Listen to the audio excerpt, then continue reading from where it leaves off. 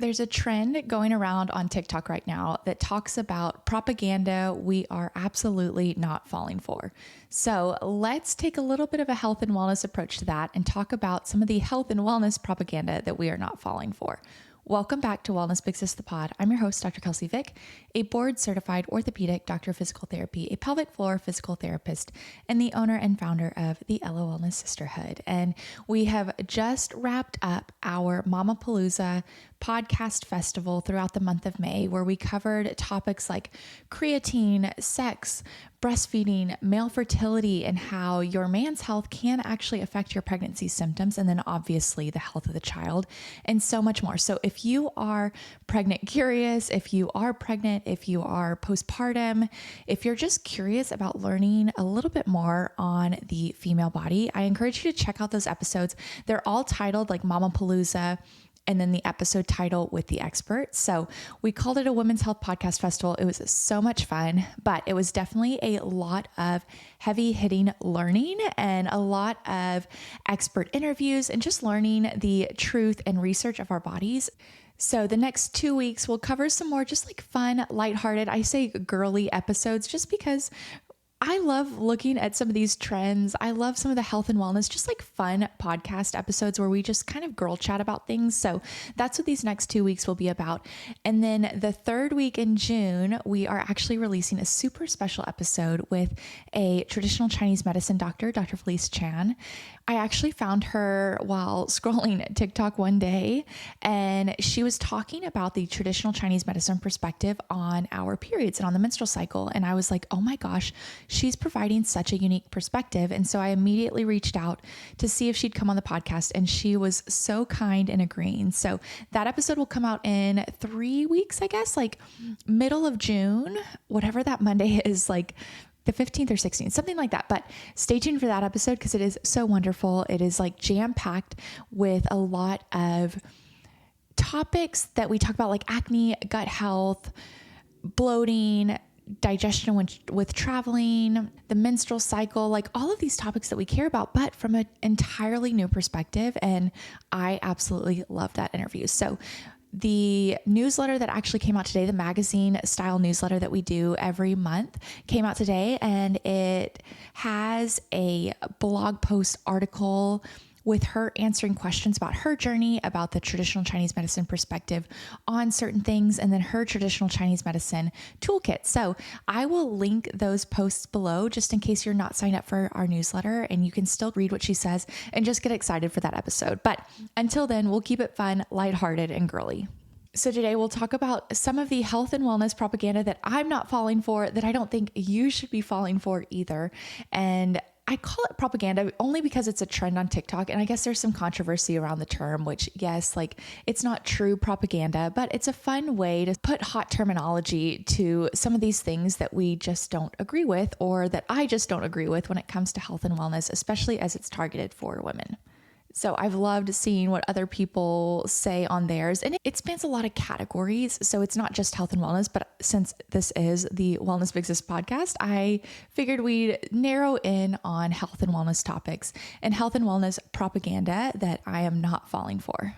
So the first one is a big one, especially in the US, and that is the push for protein. Protein as the only macro that we should care about. I am definitely not falling for that. What about fats? What about carbs? What about needing fats for hormonal balance? What about fiber for all sorts of like regulation of our system? What about carbs for not only like muscle fuel and like just fuel and energy in general, but especially brain fuel? So protein as the only thing we should be tracking, the only thing we should be caring about, that is definitely propaganda I am not falling for. The second one is intermittent fasting for women. And I just got back from a family vacation, and my sister and her boyfriend were both bringing this up to me. And my sister was like, please tell him why intermittent fasting, why fasting in general is not recommended for women. And I'm going to say most women in general, just the way that our physiology is. But I know there are some autoimmune conditions and things like that might benefit from intermittent fasting. But this is just on a very basic physiological scale. Fasting for women, and especially fasting before a workout, is not something that we should be doing as women based on how our physiology and how our body taps into different resources. So we talked a lot about this on episode 49 with Dr. Katie Hirsch. So I'll link that episode below just in case you want to hear her explanation. But from a high level perspective, women have a lower threshold than men for when they start to kick into resources that they actually need. So for example, if we're working out early in the morning, fasted, without any sort of fuel, our body is going to sense this danger almost to where it kicks in to pull resources from things that we actually need, like muscle. So our bodies start to break down muscle a lot quicker than men because our body's threshold for that perception of danger or low fuel reserve that our bodies have, it just overall has a lower threshold than a man's body does. And so we start to mobilize resources that we actually want to hold on to, like muscle, a lot quicker. So if we can pre-fuel with glucose, carbs, with protein before a workout, we give our body that message that, hey, we have enough resources now. Pull from these resources rather than starting to pull from the muscle tissue that we actually want to keep. So fueling even a little bit before your workout is highly recommended, especially for women, because again, that threshold is just a little bit lower than it is for men. And usually men can do more of those fasted workouts or intermittent fasting. So I'll again leave that episode below if you guys want to check that out. I will also not be falling for the demonization of aesthetic goals. I feel like there's this whole push and there's been this sort of pendulum swing from not focusing on aesthetic goals. So almost shaming girls who might want to have a wedge shred or something before their wedding, or get more toned, or lose a little bit of body fat, or lose that lower belly pooch, or lose fat in certain areas of their body. And no, we can't spot treat that fat, but I don't want to demonize aesthetic goals. I have aesthetic goals. Like I want to look good. I want to feel good. And that is totally okay. I don't like this push where your goals can only be related to strength or power or feeling good in your body, which all are so important. But I just don't think we should be demonizing goals of any kind, especially if they're coming from a good place of just wanting to feel better in our bodies. People's goals and what gets them up and moving and choosing healthy behaviors, I don't like demonizing any goals related to that. But I see it mostly in regards to aesthetic goals. Also, as a side note, so many of the men in my life, they're like, yeah, I want to build more muscle in this area. Like they just talk about these aesthetic goals, or yeah, I want to tone my legs up, or I want to get a little bit larger in my chest area. Like whatever it is, it just doesn't seem to be demonized as much in men as it is in women. Like women caring about the way they look is, I'm using the word demonized, which might be a little bit strong, but it's the first word that came to mind because people do seem to have strong opinions about how women feel about their bodies, and women whose goals might just revolve around aesthetics compared to improved energy, improved sleep, feeling more confident, feeling more self-assured. There's a wide range of reasons why someone might choose to pursue health and wellness routines. And I don't think we should be demonizing anyone for any of the goals that gets them up and moving and choosing healthy behaviors. The next one, I've heard one creator talk about this, and she's been getting a lot of heat for it, which rightfully so, I think, and that is regarding manifesting fertility. So I'm not going to take the words out of her mouth, but the way that it was portrayed was that just putting your mindset and putting your body in the right mental space and the right mindfulness space to accept a baby and to accept conception and accept a healthy pregnancy is all you need to do when you are struggling with fertility. And it came off as her saying the people who are struggling with infertility are just not putting their head in the right space to accept that pregnancy. And it just came off in a really wrong way. And there's so many other things that go into infertility besides just wanting to accept your body and open your body to be open for this pregnancy. So I definitely am not going to be falling for that propaganda of just manifesting fertility, because I've seen so many other creators coming out against this saying we have male factor infertility. So me opening my body up to a pregnancy is not going to solve the male factor infertility that we're struggling with. So it was just a little short-sighted. I think it was probably coming from a good place because she portrayed it as wanting to share the good and the positives of pregnancy. But I think there was a little bit of a miss when it came to how she presented the information. So Manifesting fertility is not something that I will be falling for because there's so much that goes into fertility other than just manifesting it and being mindful about it and opening your body to the chance for pregnancy. I also won't be falling for the propaganda of Pilates for every workout, 5 days, 6 days a week, or honestly, strength training for every workout or running for every workout. We need variety. Our body needs variety. Yes, there needs to be some consistency if we have more of these like toning and aesthetic goals where our muscles do respond to consistency over time, but it also responds to periodization, is what we call it, where it's varying the loads and the stimulus that we're placing on our bodies. So we need speed, we need strength, we need power, we need cardiovascular endurance, we need stabilization, we need balance, we need deep core control, we need reactionary and anticipatory balance. We need all of these other things that one specific workout, no matter if it's Pilates or strength or running or swimming or whatever workout, one workout for all of your workouts is not necessarily going to be beneficial for your body, not only for the lack of adaptation for our bodies, but also for the risk for injury. Coming from my little physical therapist heart, if you're doing the same thing over and over again and not varying patterns, you're more likely to have an overuse injury or something where doing the same thing over and over again puts some of your joints and muscles at risk. So our body needs variety, and variety can be a lot of things. It can be Pilates and walks and runs and strength. It can be a mix and sprinkle of all sorts of activities, but our bodies really do thrive on variety, especially when it comes to just overall longevity. Although, disclaimer, you do need consistency with your strength training, but that doesn't mean you have to do 5 days a week of the same things. It just means incorporating similar movements over time so that you are building muscle in the way that you want, in the muscles that you want, and that you're giving the muscles enough stimulus in order for those adaptations to occur. So I also will not be falling for the marketing behind creatine and this new wave of marketing behind creatine, especially the creatine makes you bulky or creatine for women type of marketing that I'm seeing all over the place.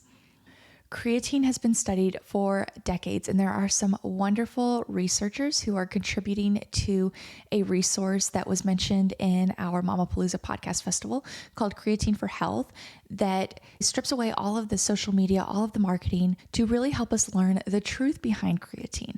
I read this week that creatine by 2030 will be a $4.2 billion industry. So knowing all of these marketing terms that are coming up, like creatine for women, like creatine making you bulky or toning you up, I'm just not falling for it. Creatine is something that occurs naturally within our bodies. It's a supplement that has been studied for many decades. And I'll put the resource that she mentioned below, in addition to the podcast where we've talked about creatine before, just in case you are also confused on who to trust, because this resource, Creatine for Health, pulls together a lot of researchers and a lot of the top experts within the creatine field in order to answer some of the general population's questions, and then also supply like research studies for you to look into to see what is the truth behind creatine versus what's just shiny marketing. So there's 2 episodes that we've done, 3 really, that mention creatine. So I'll leave all of those links below, and I have added chapters. So if you're just like, I want to learn about the creatine section, just skip through those chapters and we cover it in a good amount of detail for just the female body and then also for the female body during pregnancy and the health of the baby. So super cool episodes. And we had 2 researchers on for those episodes, which they are just so wonderful and shared such great insight into the truth behind creatine for our female bodies. I also won't be falling for greens, powders, and heavily marketed supplement companies. So similar to the previous propaganda, I'm not falling for, but do your due diligence when it comes to some of these supplement companies. If you are getting a lot of ads for a particular greens company or a particular supplement company, try and think how much of their budget and how much of what you're paying for is going into their marketing, going into their R&D, going into their product development, their supply chain, their packaging, all of these things, and start to see, okay, if I'm getting one of these ads every 10 minutes, that is going to say something about how much of the cost that I'm paying for their product is going into marketing versus actually going into some of the testing, the third-party testing that's recommended for supplements to make sure that what they're saying is in them is what is actually in them and doing what we actually think it's supposed to be doing. So I like to think of it from that lens. I also like to look, Are the founders trained? Are they MDs? Are they PharmDs? Do they have high level degrees that are giving them the background to create this supplement or greens powder? If the founder doesn't seem to have that training, do they have at least a medical board? I have no doubt that some of these founders have the best intentions based on their medical history and their health history for creating these supplements, but are they at least relying on the expertise of trained professionals who paid a lot and went through a ton of school in order to learn the ins and outs of all of these compounds and interactions together? So I'll bring up a supplement company that I've talked about before on our Patreon, and I went in detail about my thoughts on this particular company, but it is the Array creatine gummies, specifically called Tone. So I talk about all my opinions on that other video, but we also deep dived into the cost per serving compared to other creatine options. And we figured out the cost comes out to $2.75 a serving with 1 gram of added sugar because they're creatine gummies for the Array creatine gummies. Compared to Thorne, which is my favorite creatine and the one that I always recommend, comes out to about 30 cents per serving. In my luteal phase, I creatine load, which has been shown to help not only with like performance and power and getting those extra few reps in your exercise and training sessions, but it's also been shown to help pull the water into the muscles to decrease some of the bloating I experience in the luteal phase and that you might experience in the luteal phase. And so if we do 275 times 4 servings, which is what I have, so 5 grams, 4 servings a day, 20 grams, that's almost $12 a day on just creatine if you're taking the creatine gummies, and that's 4 grams of added sugar. Where with Thorne, 30 cents times 4 servings a day in that loading phase is $1.20. So it just goes to show the differences in the branding, the brands, and the Thorne one is also third-party tested where the Array creatine ones are not. And so third-party tested, again, is of a higher standard. It's also 30 cents a serving compared to $2.75 a serving. So just something to be more mindful of when you are shopping for supplements and greens powders and just things to add to your routine. As a side note, I do the same thing with clothing now after my husband started being more mindful of the clothes that I buy and the fiber content that they're made of. And props to him because I had never thought of that. I just bought for looks. But now I'm looking more into polyester versus linen versus silk versus cotton fibers. And is what I'm paying for actually worth it based on the fiber content? And he points it out every time I go shopping and he's dragged along with me. So it's very helpful actually when it comes to both clothing, but then also your medicine cabinet and your supplement cabinet. So I'm also not falling for cycle syncing as it's typically referred to. You don't have to eat a certain way during your cycle. You don't have to work out a certain way during your cycle. You can adjust and modify some of these things, but truly understanding what's happening within your body will help you make those decisions to know, oh, I'm feeling extra inflamed and extra bloated. Maybe that's why I'm going to start implementing a little bit more berries or anti-inflammatory foods. Or, hey, I'm recovering a little poorer in my luteal phase after a workout. So maybe I do back off the weights or reps a little bit, but not necessarily having to do strictly yoga or eat strictly these types of nuts or seeds in a particular phase of your cycle. So cycle syncing, as it's typically referred to, is propaganda I am not falling for. And then lastly, the demonization of inflammation and cortisol is something I am definitely not falling for. Inflammation, the primary purpose is to help kickstart the healing process within your body. Cortisol is needed for muscle building. There's so many good things that happen from inflammation and from cortisol, and we need both within our bodies. We've done a whole series on that, so I'll link those below if you want to dive in a little bit deeper to what does inflammation actually mean? Why is it a good thing in my body and in your body? And the same thing with cortisol. Why do we need it? Why is it in our body? Why is there such a fear around cortisol and inflammation? And what can we do about it if we do get stuck in this inflammatory cycle or this high cortisol cycle? So I'll leave those episodes of the series we did back in the fall below. So I think this was a longer episode than what I thought. I guess I have a lot of propaganda that I don't want to fall for when it comes to health and wellness topics, but I hope you guys enjoyed this episode. I want to say a huge thank you to all of those who supported the podcast festival, who listened to the podcast festival, who shared all the episodes, who texted me or messaged me in some way and said, oh my gosh, thank you for this episode. I learned so much from this. Like, it truly means the world. And I have made sure to pass on all of those messages to the guest experts that we had on, because a lot of them are researchers. And I feel like as a clinician, I get feedback a lot. I get a lot of gift cards. I get a lot of thank you cards. I get a lot of praise from patients, and it feels so, so good. And I feel like some of these researchers that are at the tops of their field might not hear that from people in the general public. So any message that you've sent me, any message that I've got, any praise for their episode, I have made sure to send it to them so that they also know that their work is appreciated. So thank you guys so much. It means the world to me, but I also know it means the world to them. My goal is to always make this podcast super fun, but filled with valuable, truthful information, focusing on our female bodies and health and wellness, because there's so much nonsense out there. So my goal is to make this a super trusted, a super valuable resource for all of you guys. So throughout the summer, I am actually going to take a break from some of the hotter and smarter episodes, which are our mini episodes that I absolutely love doing.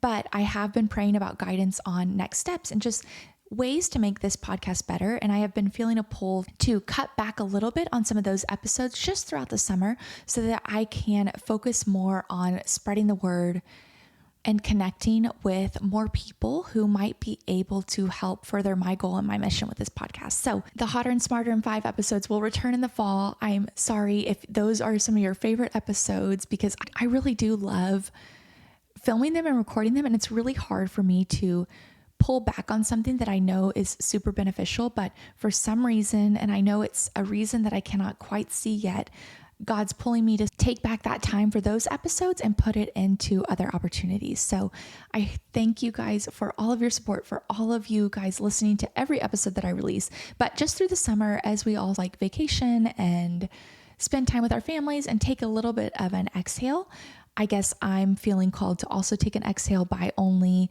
releasing sort of our main episodes on Mondays. So it's just the Hotter and Smarter episodes that won't be released throughout the summer, but they will be back in the fall. And I'm hoping to have even more podcast festival material too in the fall, like maybe a podcast festival focused on some of the hot topics that we question as women when it comes to our health and wellness. So if you guys have any ideas on a podcast festival or experts that you guys want me to reach out to, please let me know, because it's something that I had so much fun doing for MamaPalooza, and I would love to do it again in the fall sometimes. I think that's all. Thank you guys so much for all of your support. It truly means the world. Our MamaPalooza podcast festival was a huge hit. It got shared to so many people from across the world, and I'm so grateful. Thank you guys so much for your support, and I'll see you guys again on the next episode of Wellness Big Sis the Pod.